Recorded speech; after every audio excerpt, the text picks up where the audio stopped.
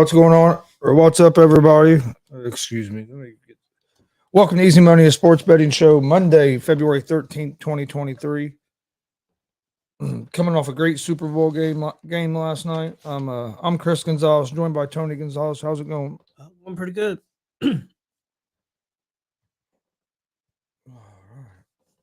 No, I had a great game last night. Great game last night. No, a lot of people are just wanting to talk about the last minute or so about the holding call, but I didn't think it was a bad call. I've seen less or seen worse not get called, yes, but I've seen that called, but I mean it was a hold. I just don't like the argument people say you shouldn't call it because it was the end of the game. Yeah. No, if it's a penalty, it's a penalty. If you get referees out there, you try and tell referees not to call something that's you're going to cause more problems. Doing that. Oh, you don't. This is a penalty in the first quarter, but if it happens in the last minute of the game, don't call it. That don't make sense. The guy, the defender said he holding. He knew he did it. He was hoping it wouldn't get called. It's just one of those things. I mean, Kansas City people would have went crazy if it didn't get called. You don't have one side mad. You don't know what was going to happen if it would have got called. I mean, Kansas City still could have kicked a field goal, could have helped. I mean, you don't know. It didn't cost anybody the game, but it cost opportunity.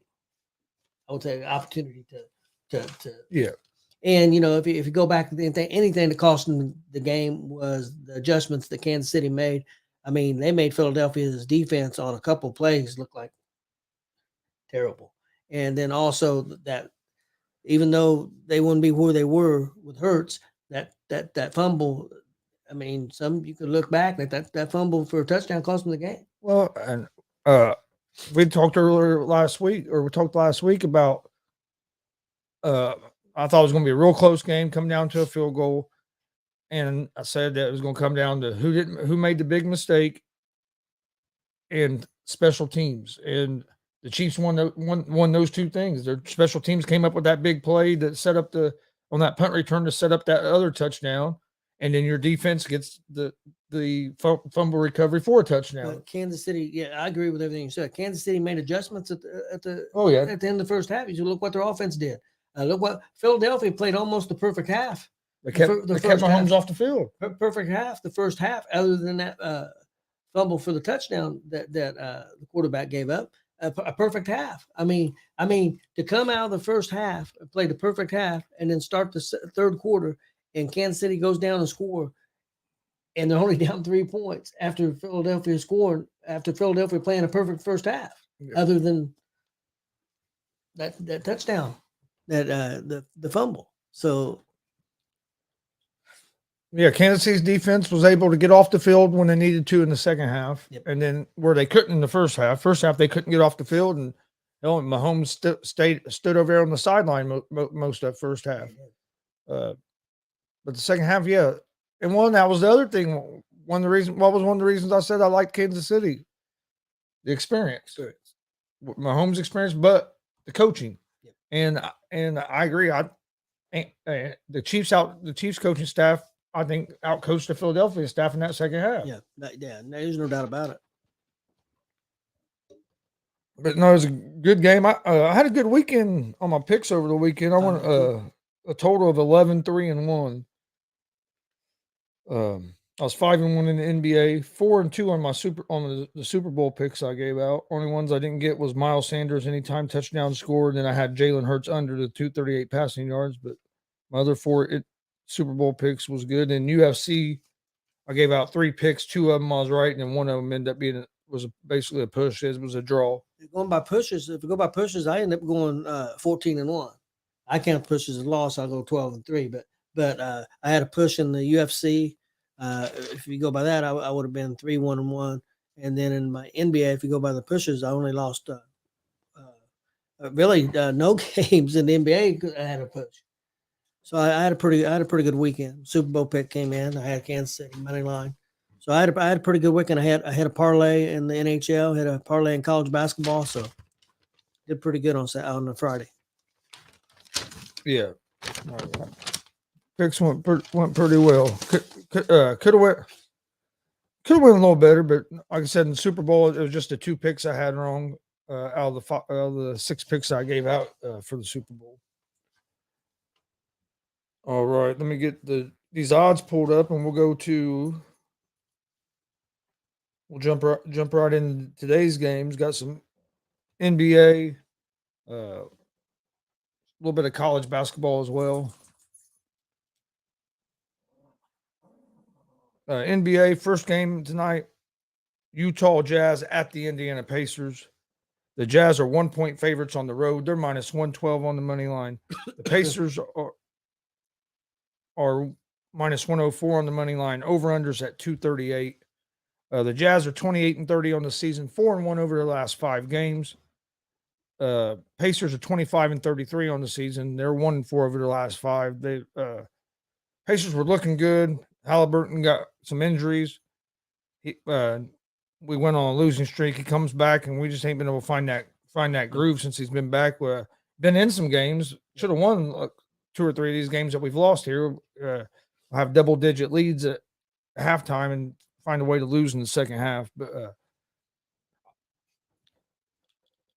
I'm going with the Pacers over the Jazz tonight. Pacers, Jazz are a struggling team as well. I know they've 4-1 over the last 5, but it's not like they're just a world beating team. I think the Pacers at home play better at home. I like the Pacers. I'm gonna go with Pacers on the money line because the +1 really isn't ain't much. You don't get much by taking the +1. You get better odds on the money line than you do on the 1 point. Next game, the Atlanta Hawks at the Charlotte Hornets. The Hawks are 6-point favorites. They're minus 225 on the money line. Glenn said the Pacers are going to win tonight since he's heading out of town tomorrow. Yeah, he's going to be in NXT tomorrow. But the Hawks are 6-point favorites, minus 225 on the money line. Hornets are plus 188 on the money line. Over-unders at 241. The Hawks are 29-28 on the season, 3-2 over their last 5 games. Rockets are 15-43 on the season. They're on a 7-game losing streak. The Rockets do lead the season series 2-1 against the Hawks. The road team in the 3 games these 2 teams have played against each other, the road team has won all 3 games this season. I lean toward the Hawks at the -6. Then you have the Houston Rockets at the Philadelphia 76ers. Sixers are 13.5-point favorites. They're minus 950 on the money line. The Rockets are plus 640 on the money line. Over-unders at 226.5. Rockets are 13-43 on the season. They're on a 5-game losing streak. The 76ers are 36-19 on the season. They're 3-2 over the last 5. Sixers are the better team. I think the Sixers win this game. But 13.5 points is just a little too many points for me to give up. San Antonio Spurs at the Cleveland Cavaliers. The Spurs are 15-point favorites. Or excuse me, Cleveland is a 15-point favorite. Minus 1,200 on the money line. The Spurs are plus 750 on the money line. Over-under for this game is at 224. The Spurs are 14-43 on the season. They're on a 12-game losing streak. The Cavs are 37-22, 5-0 over the last 5. The Cavs play real good at home. This is another one here where I think the Cavs win this game. Cavs are great at home, but 14 points is a little more than what I want to give up.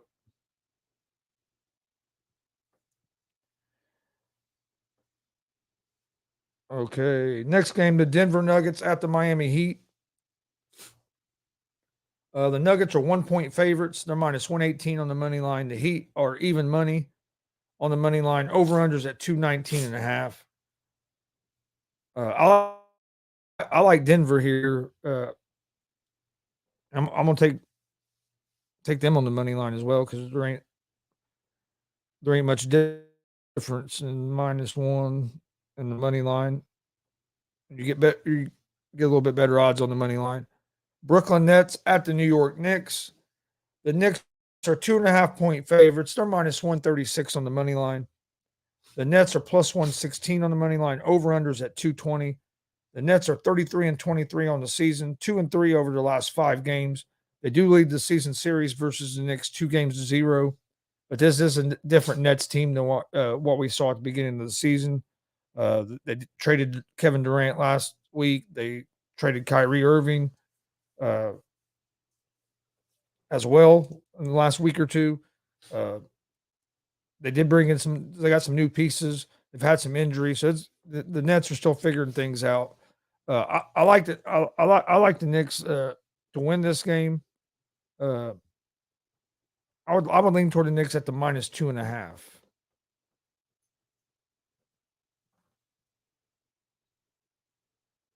Next game is the Orlando Magic at the Chicago Bulls.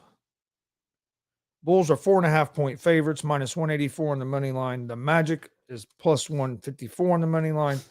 Over-unders at 224.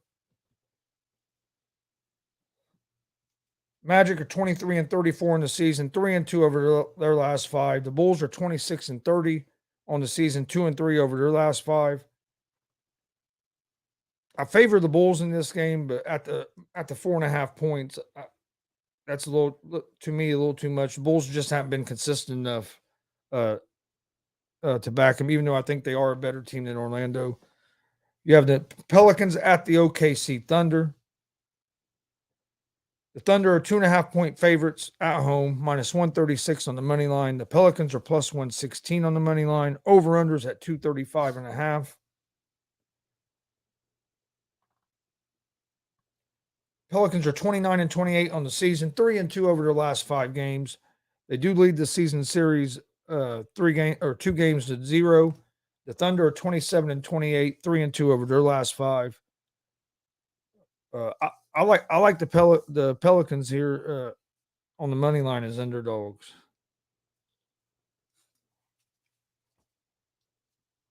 And then the next game is going to be the Minnesota Timberwolves at the Dallas Mavericks. Mavericks are 6.5-point favorites, -280 on the money line. The T-Wolves are +230 on the money line. Over-unders at 232.5.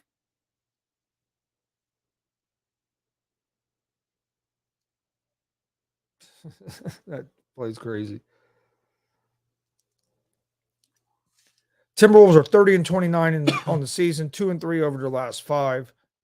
Mavericks are 31-27, 3-2 over their last 5. I like the Mavs here at the -7, or actually it's a -6.5 now, so it's actually went down a little bit. Then you have the Los Angeles Lakers at the Portland Trailblazers. Lakers are 2-point favorites, -136 on the money line. Portland is +116 on the money line. Over-unders at 238.5. This game to me is going to be could go either way. It's a close game. It's a game I'm going to stay away from, but I would favor the Trailblazers at home. And then the last game of the night in the NBA, you have the Washington Wizards at the Golden State Warriors. The Warriors are 4-point favorites, -164 on the money line. The Wizards are +138 on the money line. Over-unders at 234. The Wizards are 26-29, 2-3 over their last 5. Warriors are 28-28, 2-3 over their last 5. Warriors do lead the series 1-0. I like the Warriors. They play tough at home. I know they don't have Curry, but I like the Warriors here at the -4.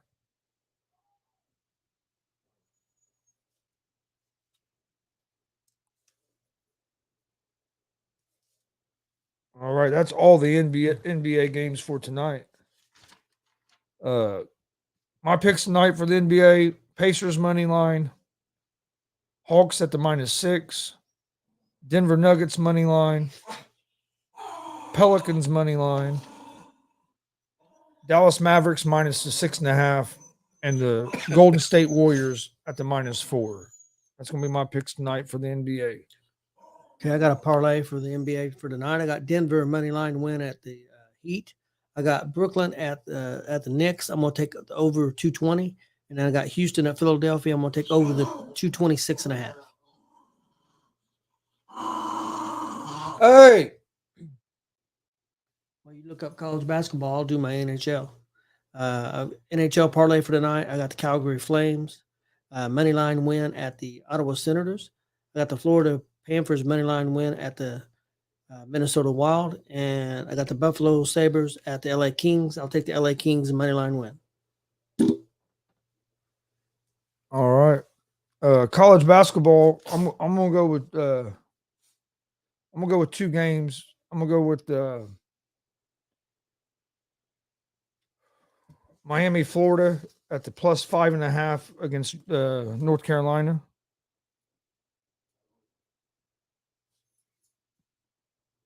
And then I'm gonna go with Texas. And of course, I have to forget who they're playing now. Texas Tech. Yeah, Texas Tech. I like Texas at the -3.5 against Texas Tech for my college basketball picks. Texas -3.5 against Texas Tech, and Miami +5.5 against North Carolina. That's going to be my two college picks for tonight. I got a parlay for college basketball. I got North Carolina A&T money line win at Monmouth. I've got Texas at Texas Tech. I'm going to take over 146, and then I got Alabama State money line win at Missouri Valley State.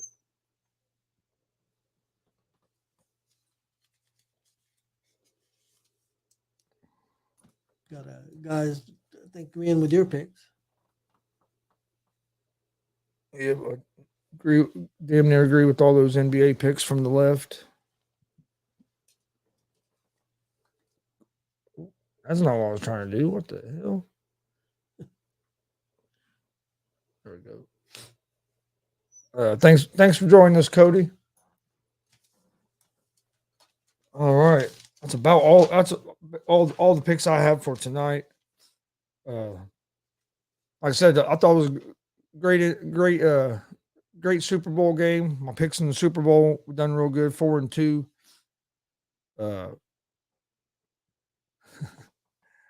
You've heard a lot of people complain. That's what most of the talk's been today about the referees. Did the referees cost Philadelphia the game? No, I don't believe they cost Philadelphia that game.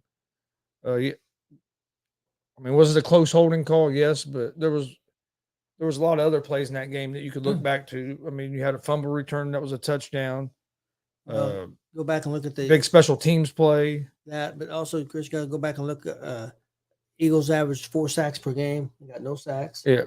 They give up quite a bit of yardage, a lot more yardage than they normally give up. I mean, especially, well, one of the things that we talked about was at times they struggled against the run.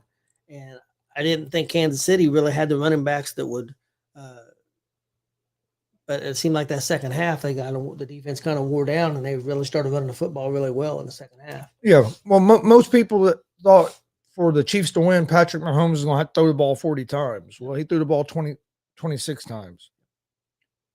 Only threw 5 incompletions the whole game. 21 for 26 for like 185 yards, something like that, and 3 touchdowns.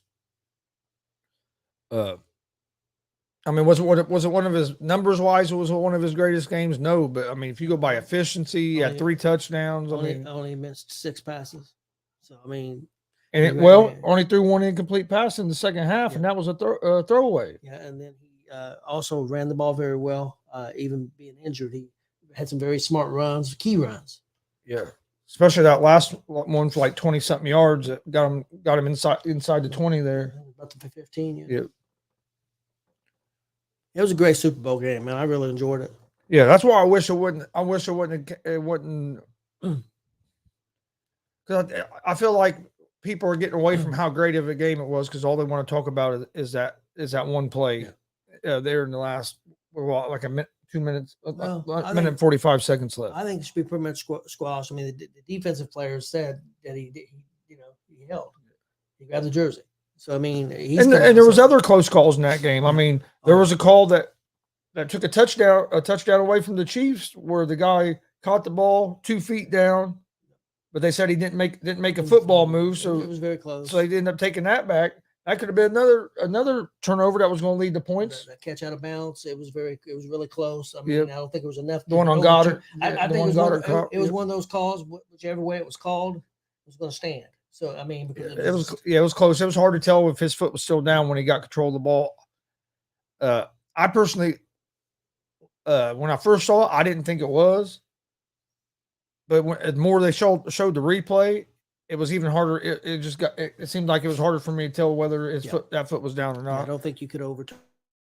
So I mean, you had that one. Then you had the one, Devontae Smith down the sideline where he kind of made like a diving catch, and the ball hit the ground a little bit, and they ended up taking that. Yeah, not counting that as a catch. And it was very close. that was bang bang as well. So I mean, there was a lot of close calls in that game, but you're going to get that in a Super Bowl game, especially against in the game that was going like that yesterday. But the big key to me was the coaching staffs in the second half. Yeah. I mean, the Chiefs came out and they were able to come right down and get that touchdown like they needed, get within 3 points. Well, the play calls on those 2 touchdowns, Philadelphia's defense was completely lost. I mean, they were completely lost. The Chiefs fooled them. Because if you watch, they sent that guy in motion like it was going to be a jet sweep. And if you watch that defense went to rotate over. And then they couldn't get back in time because that guy stopped. And they called the right plays at the right.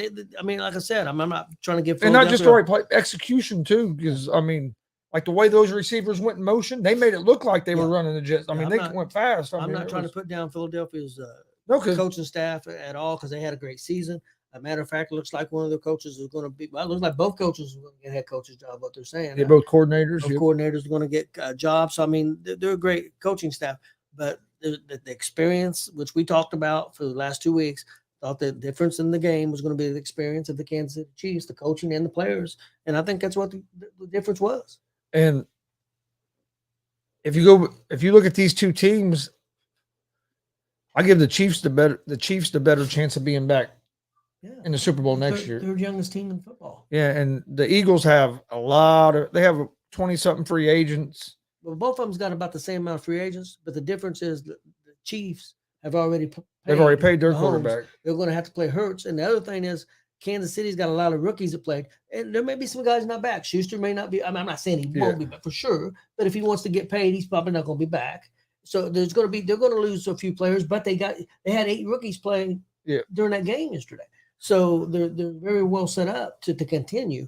Where the Eagles, it's going to be a little. I think it's going to be harder because you're paying. Now you got to pay Hurts and your salary cap. It can have some salary cap issues and stuff. Out that 20-some that they have, half of them are defensive players that played, and that could really hurt your defense. They got a couple offensive. That's where I think they're going to hurt more is the defense, and then Kelsey, the center, his contract's up. It's all unrestricted, so it's going to be very. One key is one of the offensive linemen for Kansas City, which I would think that they're going to try everything they can to keep him. I can't remember his name. Offensive line from Kansas City. I'm pretty sure he's a. I thought they had one. Oh, okay. Maybe I'm trying to think. I'm not sure. Yeah, I thought they had one. Maybe Tooney. Maybe offensive lineman. Yeah, Tooney. I don't think it was him. He's one of their offensive linemen that they brought in. That he might. I don't know how many years they signed him to when they brought him in. But yeah, it's Eagles' defense that worries me. I don't know if they're going to be able to keep it at the level they had. Offensively, yeah, you could lose your center Kelsey, but you still Orlando Brown. Okay, but you still have you're still going to have most of your weapons on the outside because you just signed Brown. You got Devontae Smith, so you're still going to have quite a bit of your offense intact, but that defense I think could be looking into some big changes. So it's going to be interesting. Defense Dunlap for Chiefs. I mean that's one that you really don't want to lose. So they got another offensive lineman that's up. He's more of a depth chart guy, but I mean, Yeah. I think Kansas City's in a better place to replace players because of them rookies. Yep. I mean, I think that of course they'll lose some people, but I think Philadelphia probably going to lose more people because they got to pay the quarterback. I think and I think especially, I think it's going to be more noticeable on the Eagles' defensive side. Running back, what's his name? Sanders. He's a unrestricted free agent, which he didn't play real well in the playoffs. I don't think they'll resign him. I think they're going to. I think they're going to probably go with Gainwell and some of the younger guys. Yep. I think that's going to be a way they're going to try to maybe save a little money to put toward their defense. What did you think of the commercials? Anything stand out?